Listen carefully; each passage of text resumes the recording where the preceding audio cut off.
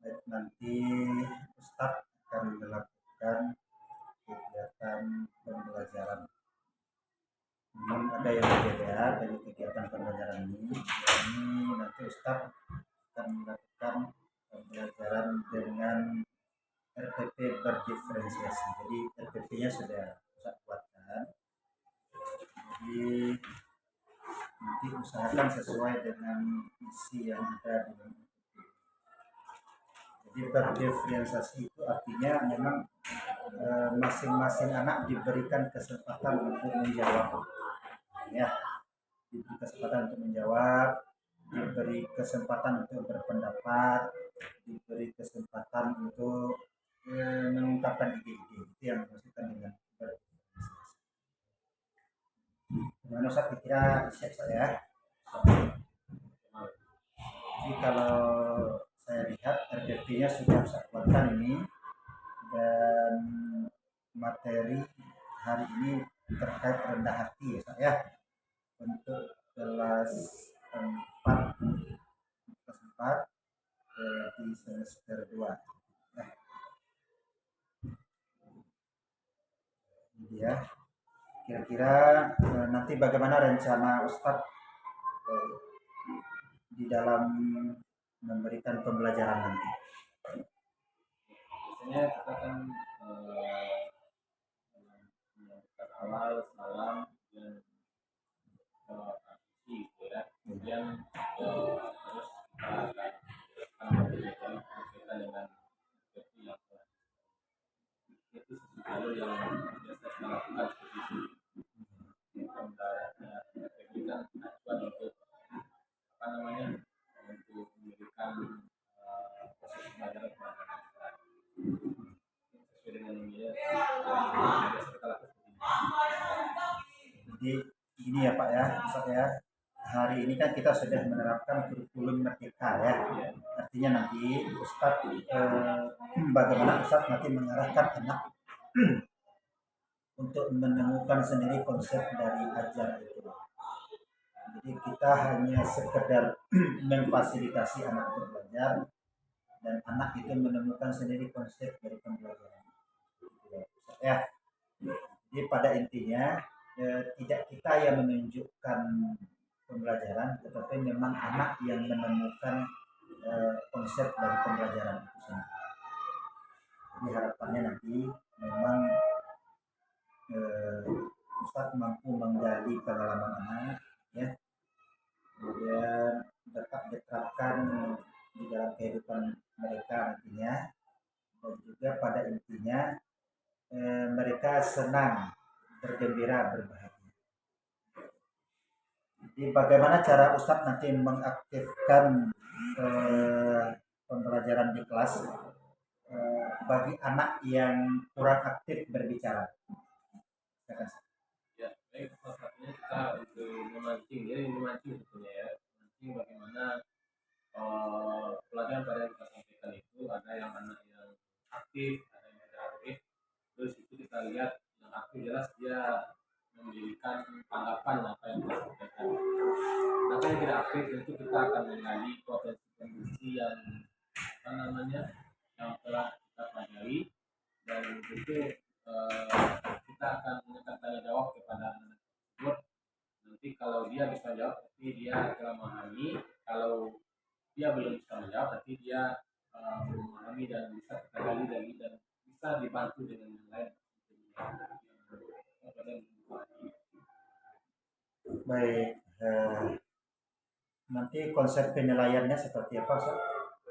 Ya, jadi kita nanti secara langsung untuk kita kasih soal, jadi dengan tanya jawab saja. Semoga sukses. Setelah ini kita akan lanjut observasi di kelas mengajar anak kelas 4 hambat 3 ya. Demikian untuk pra observasi kita hari ini. Kita akan lanjut kepada observasi. Semoga dimudahkan. Assalamualaikum warahmatullahi wabarakatuh. Assalamualaikum warahmatullahi wabarakatuh. Waalaikumsalam warahmatullahi wabarakatuh. Baik, Ustaz yang soleh-solehah, sebelum kita masuk pelajaran pada hari ini, mari kita berdoa dulu. Usahakan semuanya berdoa dengan baik. Maka akan dipimpin oleh teman kita, Fayat, untuk ke depan. Kita berdoa dengan baik ya. Israel siap. Doa dimulai. Israeli sadari wa yassirli amri wahlul 'uqdatam min lisani yafqahu qawli. Rabbi zidni ilma warzuqni fahma. Walhamdulillahi rabbil alamin. Masih Fayat.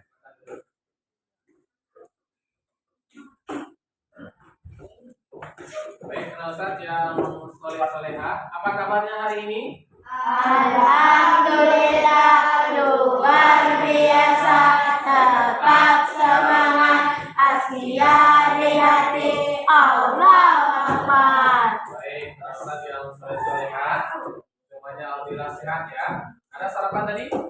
Alhamdulillah. Ada anak kita yang benar-benar tidak sakit?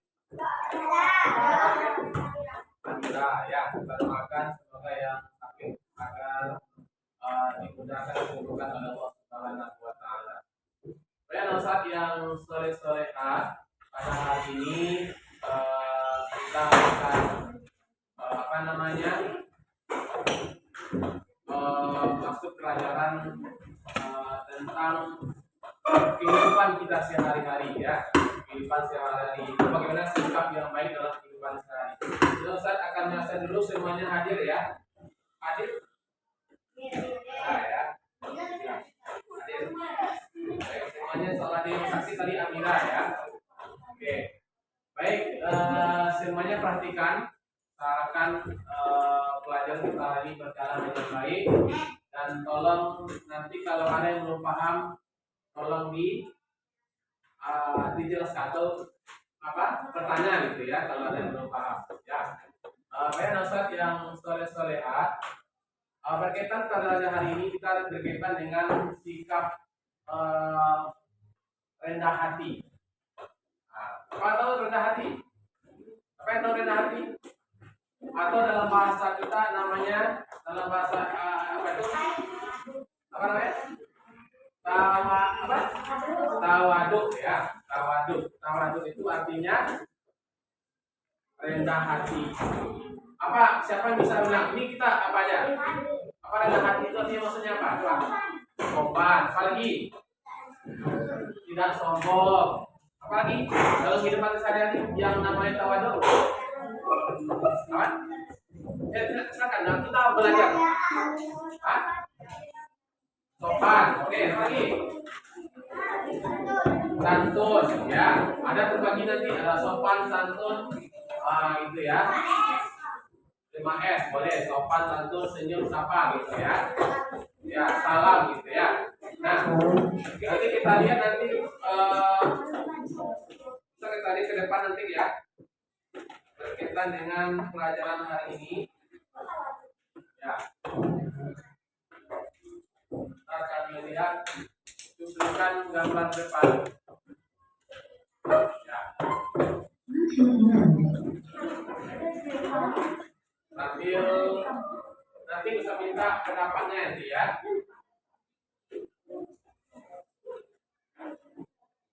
Dan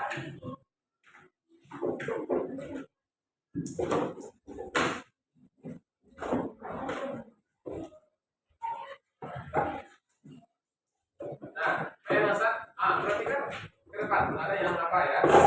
Kalau kita melihat ini, Allah sangat menganjurkan sifat tawaduk. Nih, nanti dalam video ini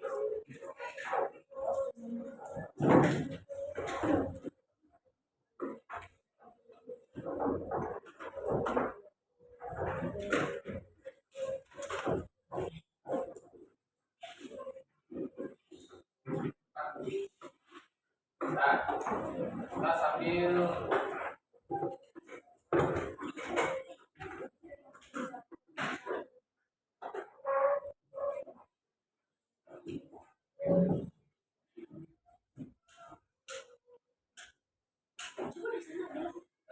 gelap ya. Nah, nampak ya. Nah, perhatikan ke depan tentang sikap rendah hati ini.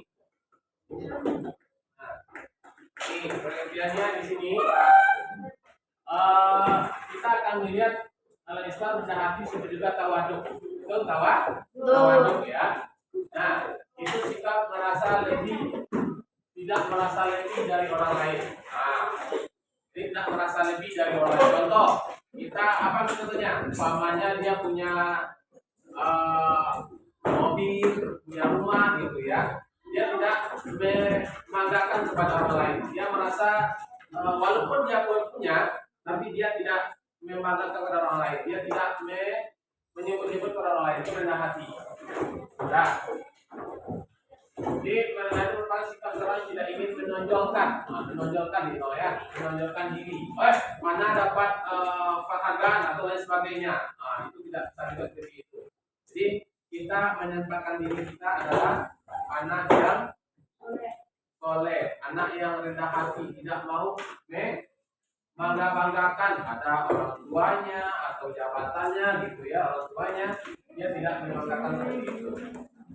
Nah, dalam Al-Quran surat Al-Furqan ya, ayat 3, Allah mengatakan dan hamba-hamba Tuhan yang Maha Pengasih itu dialah orang-orang yang berjalan yang dengan rendah hati.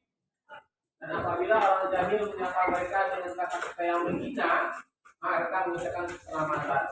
Nah, maksudnya gini, ada yang menghina kita.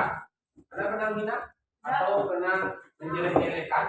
Nah, kan? Nah, kalau seorang muslim itu dia ucapkan kata-kata yang baik.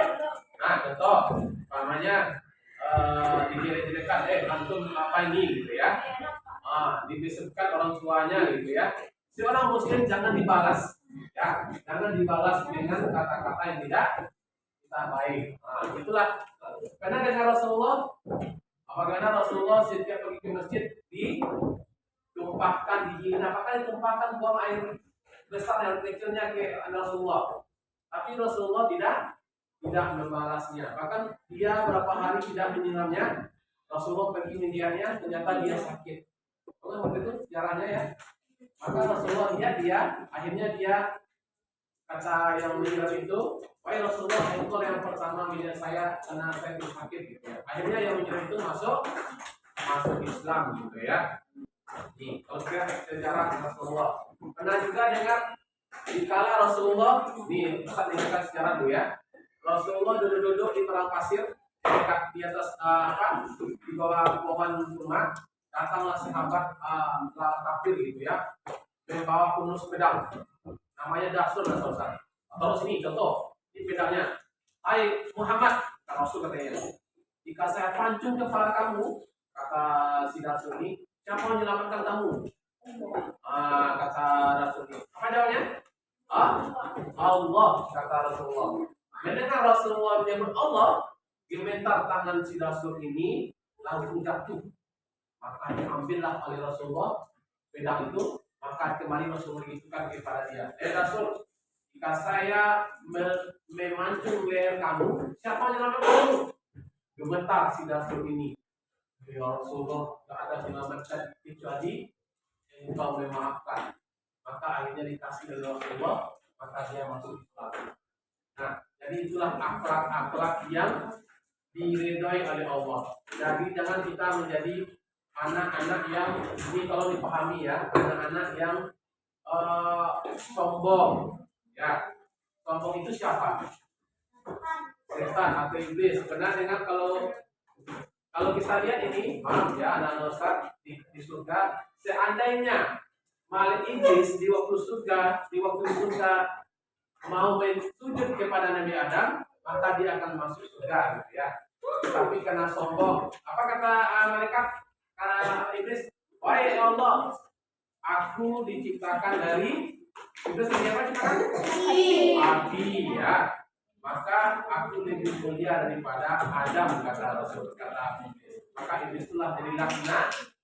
Tuh, laknatullah. Apa laknatullah? Dilaknat oleh Allah sampai akhir zaman. Jadi kira-kira iblis itu masuk surga atau neraka nanti itu? Neraka ya. Ada pertanyaan, kalau iblis masuk neraka, iblis itu terbuat dari apa? Api. Sakit enggak? Kalau iblis itu masuk api kira-kira? Enggak. Hah? Sakit kira? Api sama api. Oke. Kalau kulit antum diginikan, ini kegerik kan? Kita gitu kan kira-kira. Pikir. Nah, itu contohnya gitu ya. Jadi pasti sakit juga nanti diazab oleh Allah gitu ya. Nah, jadi kita jangan apa namanya? Oke. Ini sedikit coba kita perhatikan. Bisa diputar ini.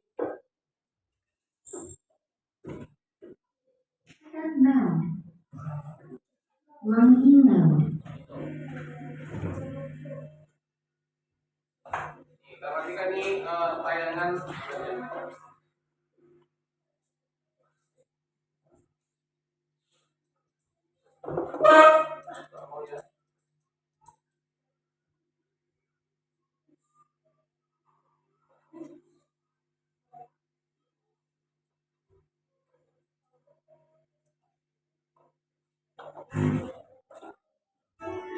Halo adik-adik, dalam video ini kakak akan menceritakan cerita tentang Udin, anak yang rendah hati. Percakapan ini kalian. Ini adalah keluarga Udin. Ada ayah, ibu, kakak, dan Udin. Mereka saling menyayangi dan menghormati. Jika anggota keluarga yang memerlukan bantuan, maka anggota keluarga lainnya akan dengan senang hati membantunya. Contohnya, jika Udin menemukan kesulitan ketika kakak akan dengan senang hati untuk mengajari Udin belajar. Begitupun kakak, ketika melihat ibu sedang mengerjakan pekerjaan rumah seperti menyapu, mencuci piring, ataupun membereskan tempat makan, maka kakak akan membantu ibu. Ayah dan ibu selalu mencontohkan untuk hidup rukun. Banyak kegiatan yang dikerjakan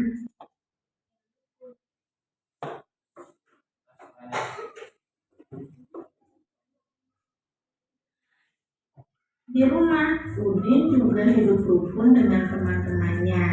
Udin bermain dengan siapa saja dan tidak dan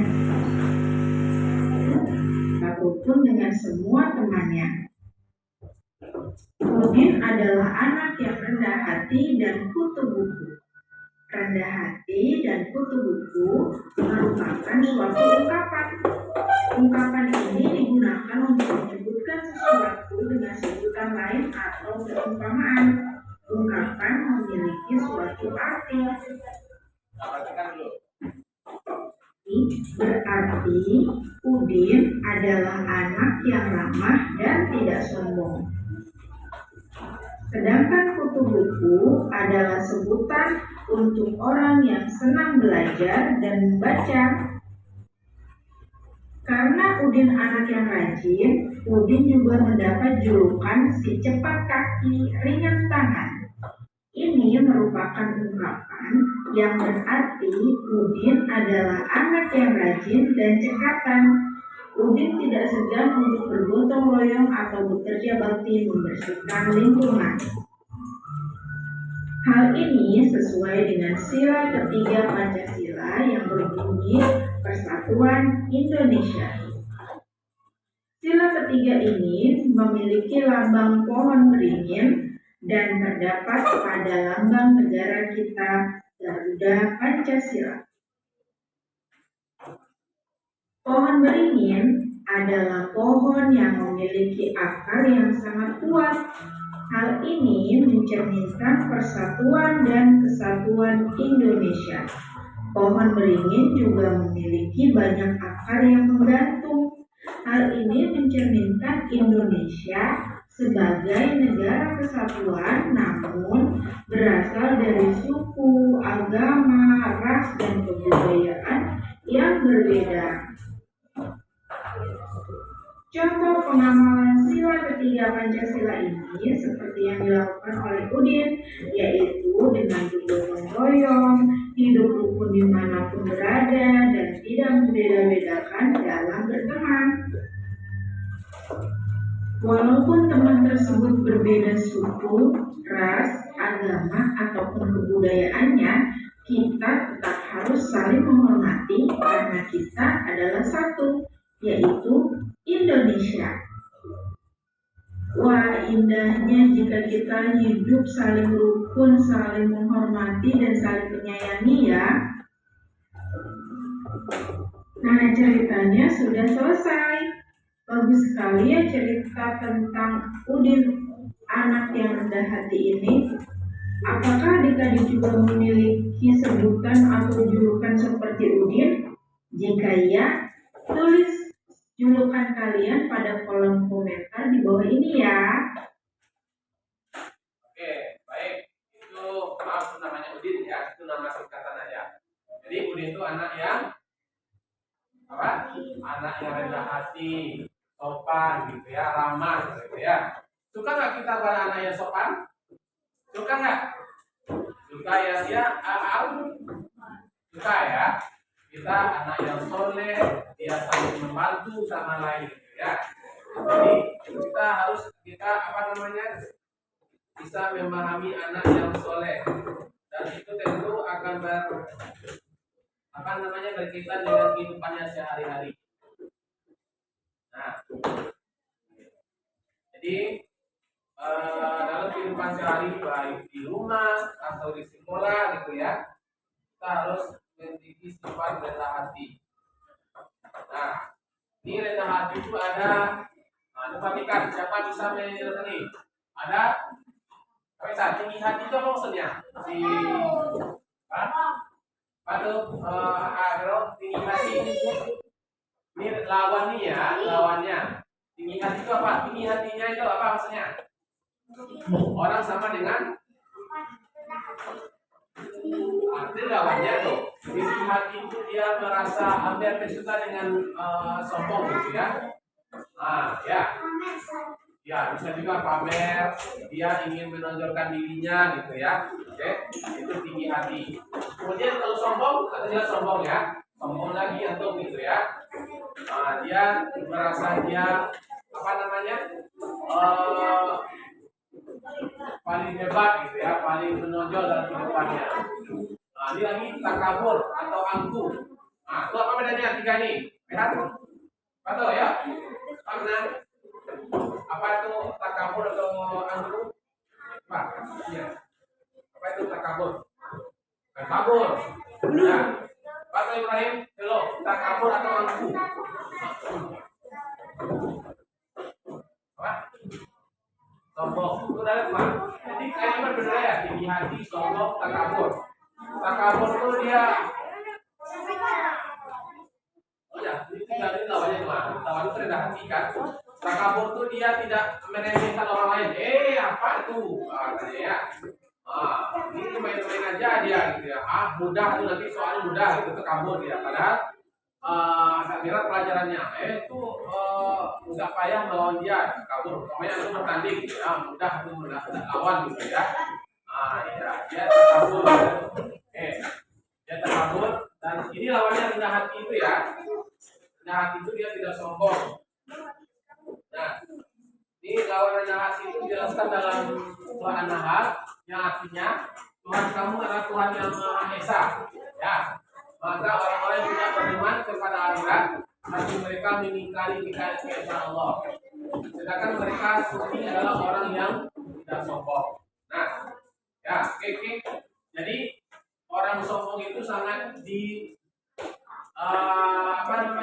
tidak suka Allah. Maka Allah sangat benci pada orang yang sombong. Yang sombong itu adalah Allah yang sombong.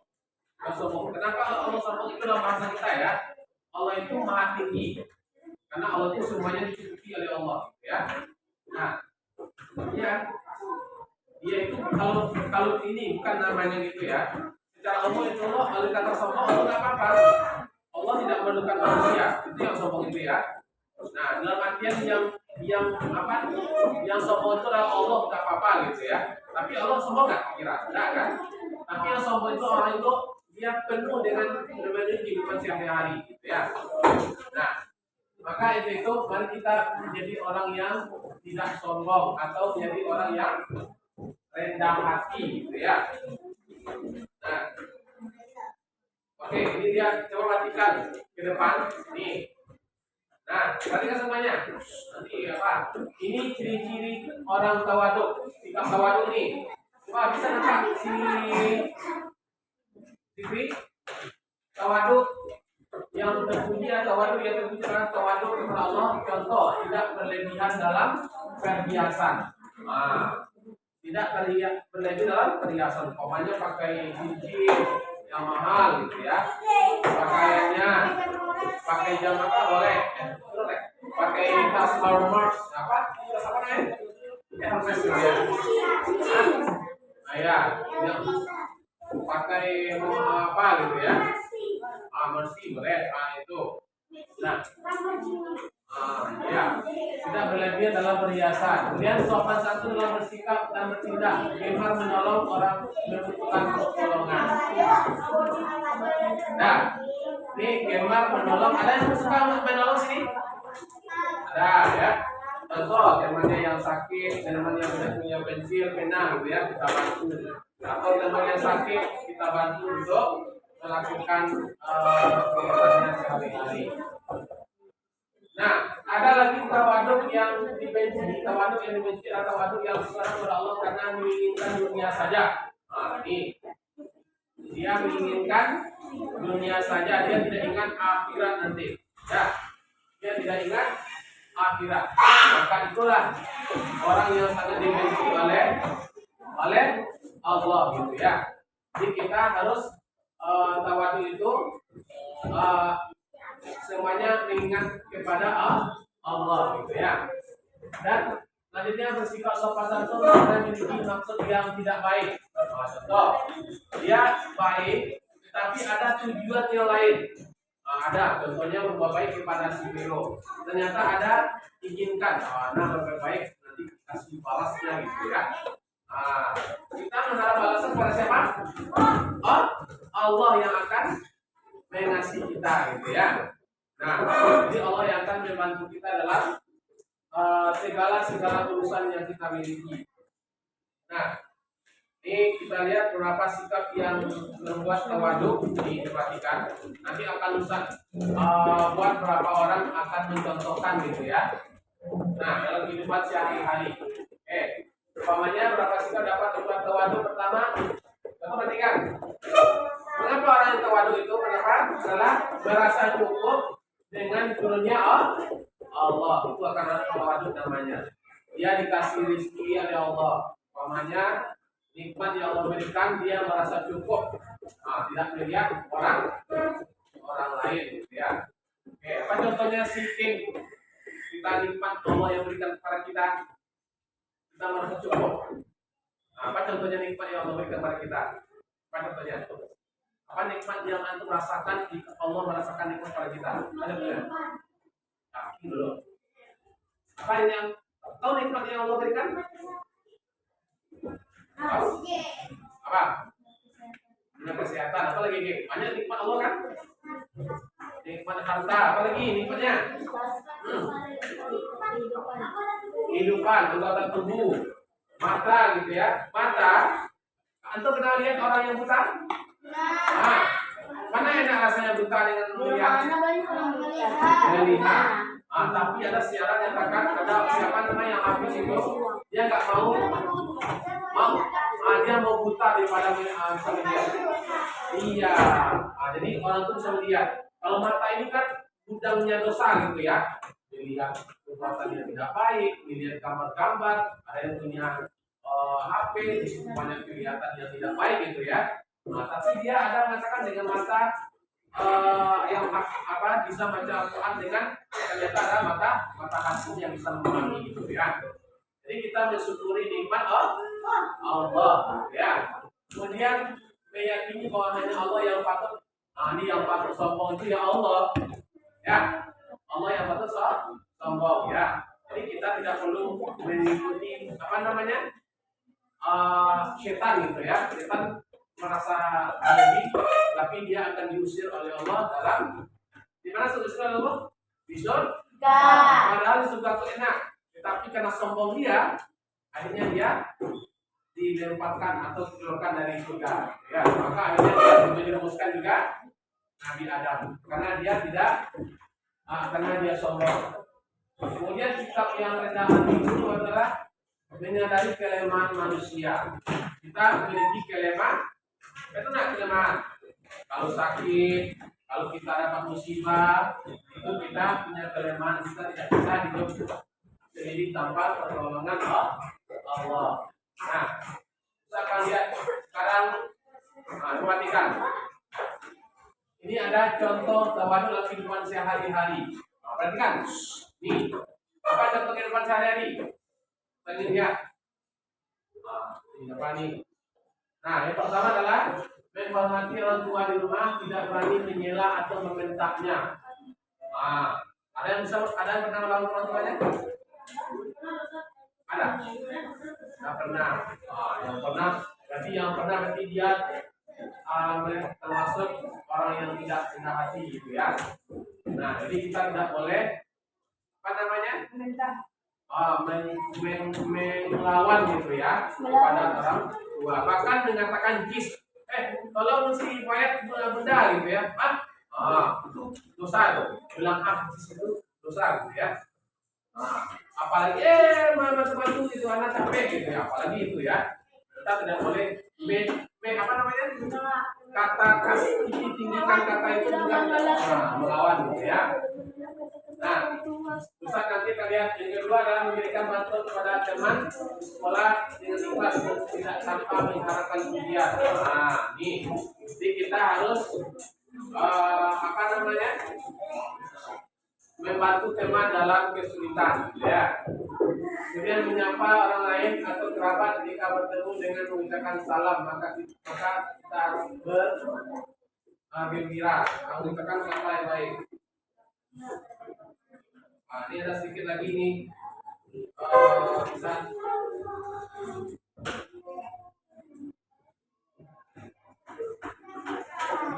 ini ada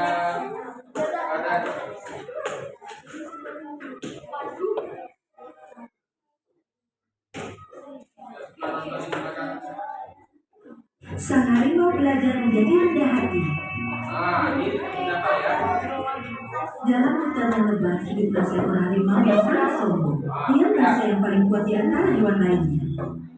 Suatu hari harimau ini hendak memakan mangsa hasil buruannya di bawah pohon yang teduh. Suatu hari harimau ini hendak memakan mangsanya di bawah pohon yang sangat teduh. Namun datanglah seekor gagak dan hinggap di pohon itu. Gagak ini sungguh licik dan terkenal sering menyebabkan pertengkaran antara hewan-hewan lainnya. Gagak ingin sekali memberi pelajaran pada si harimau yang sombong. Maka dia berkata kepada si harimau, Tuan harimau, jangan marah ya. Tapi kau selama ini mengira dirimu yang paling kuat di hutan ini. Aku hanya ingin memberitahumu kau itu sangat besar. Dalam hutan ini ada yang lebih kuat lagi daripadamu, yaitu manusia. Aku tahu karena aku sering pergi ke desa. Si harimau menjadi kesal mendengar kata-kata si gagak. Si harimau tidak senang. Ada yang lebih kuat daripada dirinya. Dan bagian terburuknya, harimau sama sekali tidak pernah melihat manusia. Karena itu, si harimau berusaha keras mencari manusia. Harimau mulai bertanya kepada siapapun yang dia temui. Permisi, apa kau pernah melihat manusia? Katakan seperti apa manusia itu. Tapi tidak satu pun dari mereka pernah melihat manusia. Suatu hari si harimau berjumpa gajah dan dia bertanya, "Hei gajah, apa kau pernah melihat manusia?" Gajah menjawab, "Tentu saja aku pernah berhadapan dengan manusia. Dengarkan aku, janganlah kau mencari-cari manusia. Manusia itu sangatlah kuat." Harimau mentertawakan gajah dan pergi. Dalam media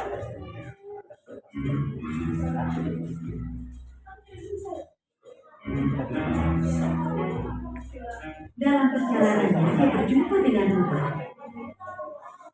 Harimau juga bertanya pada rubah, "Rubah temanku, kau termasuk yang paling cerdik di antara semua hewan. Dan kau sudah berkelana kemana-mana. Apa kau pernah melihat manusia? Seperti apa manusia itu?" Si rubah tertawa dan berkata, Hei harimau, apa kau sudah gila? Jangan mencari-cari masalah. Manusia itu sangat kasar dan jauh lebih kuat daripadamu. Jika kau mencari manusia, kau akan membuat masalah bagi dirimu sendiri. Si harimau tidak percaya rubah dan tetap mencari manusia. Nah, kira-kira apa yang kemudian terjadi?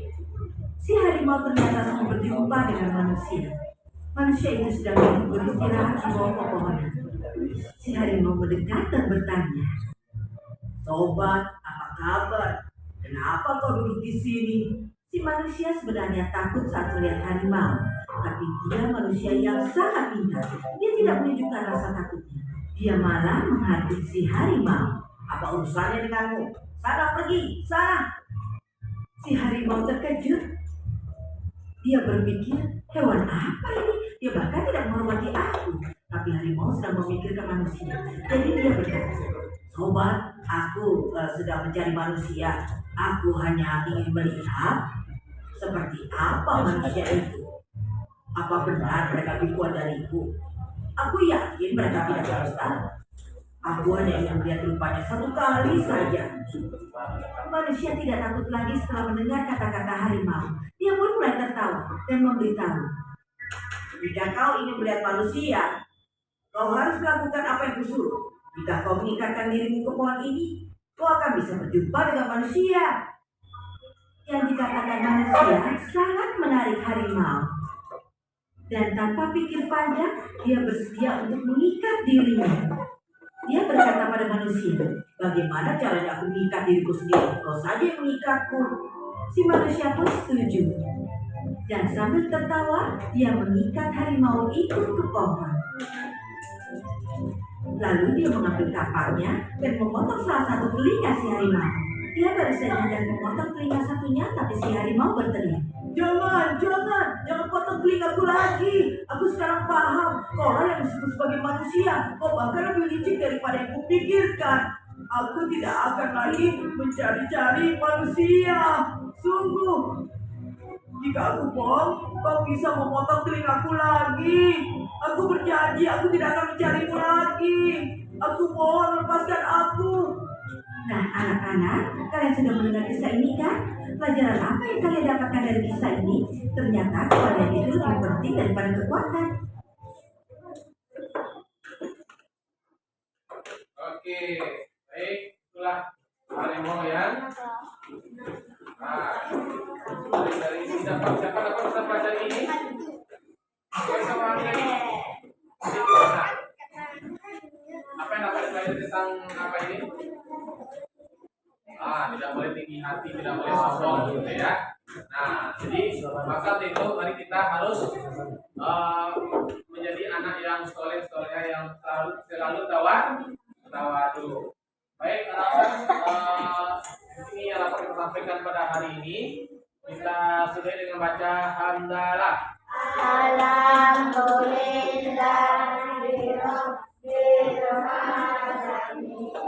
Assalamualaikum warahmatullahi wabarakatuh. Waalaikumsalam warahmatullahi wabarakatuh.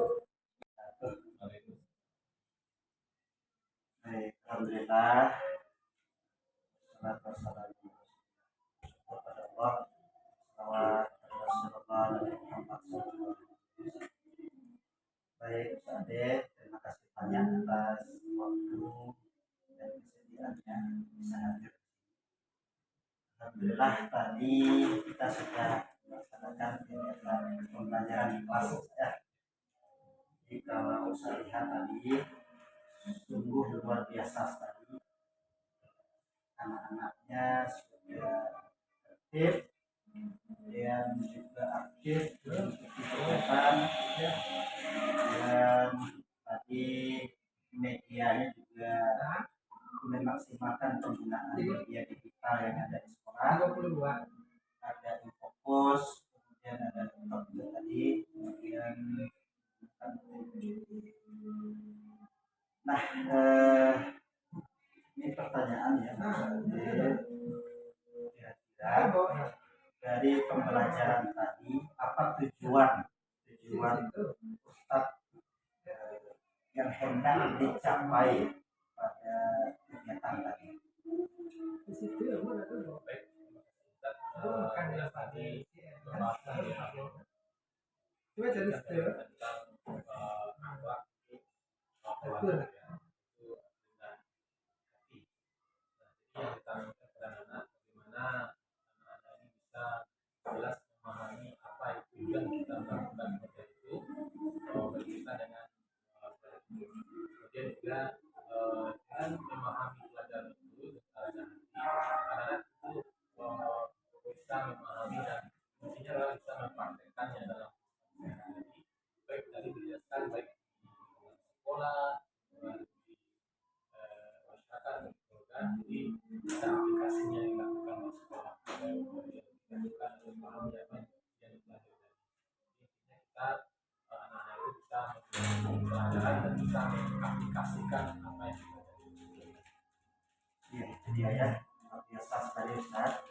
Jadi bagaimana dari pembelajaran yang singkat tadi itu memang terbentuk atau terwujudnya anak-anak yang berakhlak mulia. Salah satu item akhlak mulia itu adalah rendah hati ya. Bagaimana bisa anak rendah hati kemudian teraplikasikan dalam kehidupan sehari-hari. Nah, kira-kira bagaimana cara Ustadz mengidentifikasi sikap atau anak-anak di kelas? Ya, yang pertama adalah anak-anak dalam melakukan Tapi Ustadz, pelajaran tadi itu kita telah melihat dalam pelajaran ada anak yang aktif, ada yang mendengarkan, ada yang juga tentu ada yang diam gitu ya. Jadi kita memaksimalkan bagaimana anak yang aktif ini itu kita kasih pertanyaan-pertanyaan dan dia bisa menjawab dengan baik. Kemudian anak yang itu dia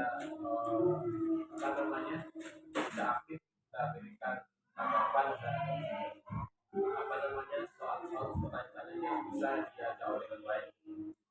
Kita lihat anaknya itu bisa aktif, ada yang tidak aktif dari terpancing anaknya itu bisa iya, luar biasa ya saya. Jadi intinya di sini bagaimana cara kita mengaktifkan semua. Ya, tapi kita tahu juga ya ada anak yang begini tidak semuanya bisa fokus di dalam pembelajaran itu. Ada yang hanya bisa fokus dalam 10 menit, ada yang hanya bisa fokus dalam 5 menit. Ya.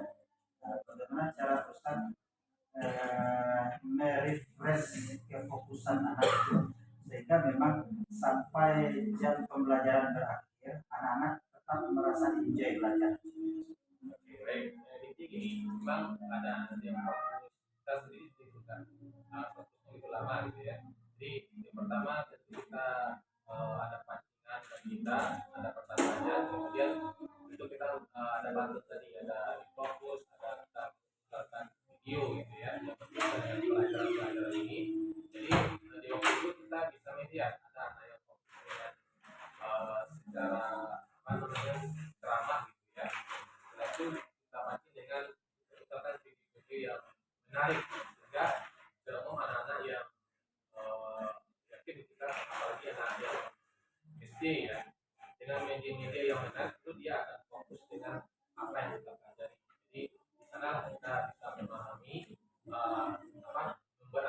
Setelah itu nanti kalau ada yang tentu yang bermain dan lain sebagainya, itu kita lihat sejauh mana pemahamannya tentang pelajaran yang kita akan setelah ada ceramah, ada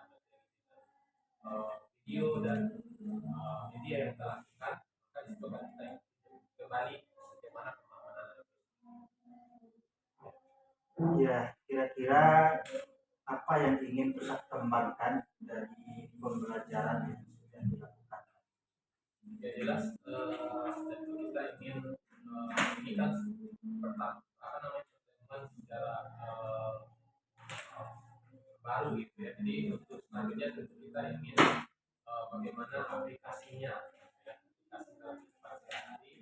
Karena ini pelajaran yang di sekolah, tentu kita ingin bagaimana efeknya nanti di sekolah atau di rumah atau di masyarakat nanti. Maka di sini kita ingin meninjau kembali agar apa yang kita pahami kita pelajari itu bisa diaplikasikan. Kira-kira kendala terbesar di kelas itu kendala apa yang Ustaz hadapi selama proses pembelajaran berlangsung? Secara umum kendala nggak apa namanya tentu ada masalah kendala gitu ya, tapi intinya kita bisa mengelola kelas. Apapun terjadi di sekolah kalau kita mengelola dengan baik, anak yang ada yang ribut, ada yang macam-macam gitu ya. Karena anak merasa kendala yang secara apa nggak merasa nggak merasakan apa gitu ya. Jadi kita bagaimana menguasai kelas itu intinya. Karena apapun terjadi di kelas itu kalau kita tidak persiapkan yang baik, materi telah kita kita lakukan dengan baik, maka di kelas itu intinya bagaimana kita untuk menguasai kelas itu intinya dalam sekolah itu. Jadi kalau kita selesai kelas, jadi materi-materi itu akan terlaksana dengan baik.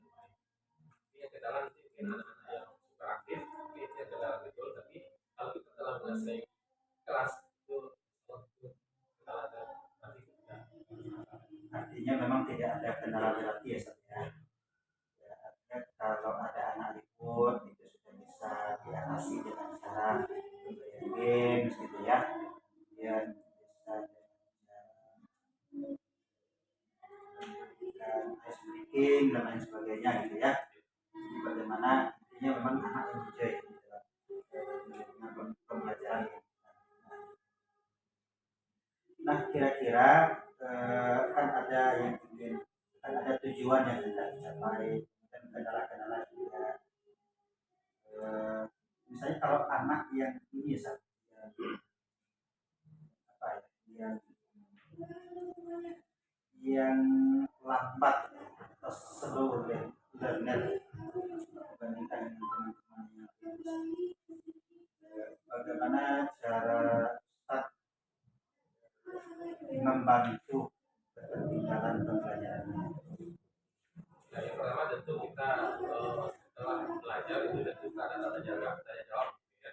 Nah kita sekarang kita lihat mana anak yang paham, mana yang tidak paham, dan itu kita akan lihat. Mungkin nanti kita akan lihat kembali, mungkin kita pertama selanjutnya bisa kita ada diskusi gitu ya. Kemudian bisa juga dengan ada kita buat kelompok, nanti di situ anak-anak yang tidak paham maka secara kelompok itu akan kita buat beberapa item pertanyaan sehingga yang tidak paham itu bisa teman-teman yang lain bisa menjelaskan kepada yang tidak paham. Jadi kita bantu teman-teman yang tidak paham untuk membantu teman-teman yang lemah dalam kata.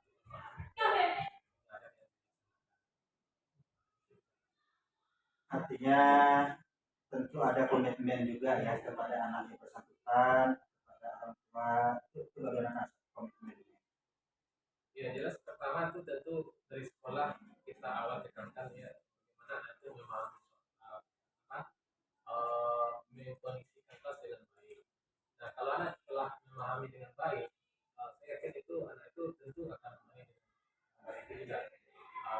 Juga kita harapkan juga tentu dibantu oleh orang tua bagaimana anak itu belajar dengan baik dan dari sekolah di rumah juga dibantu terus itu antara sekolah dan orang tua itu jelas bersama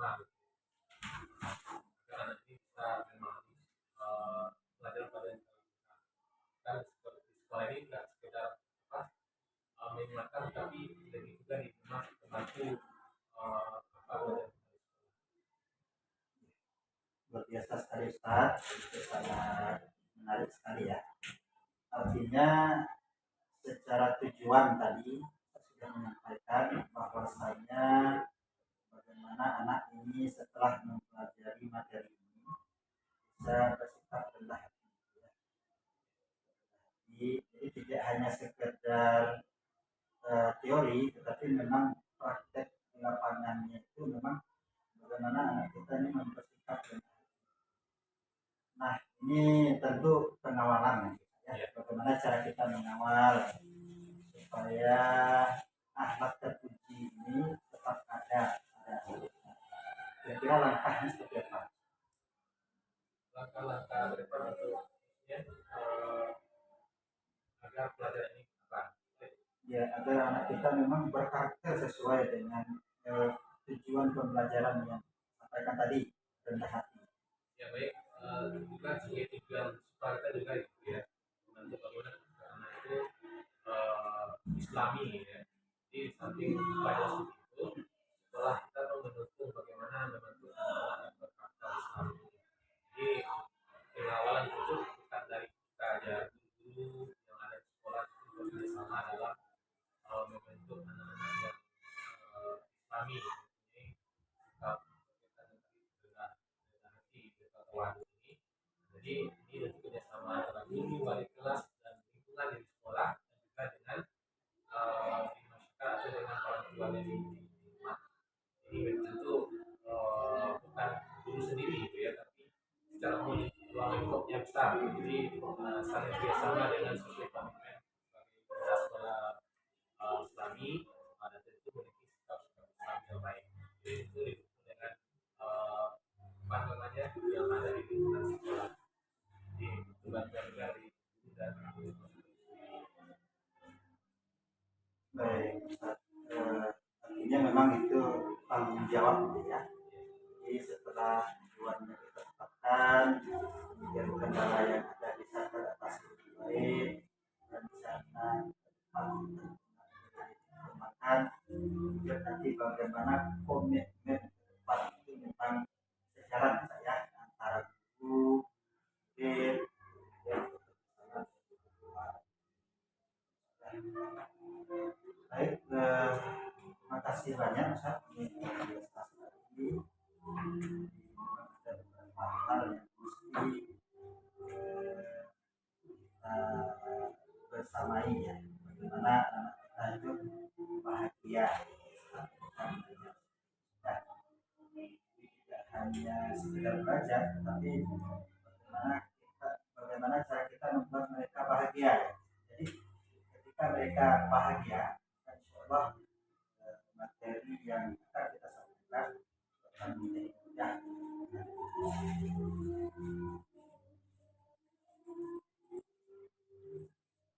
Baik Bu, ini kira sampai jam berapa ya?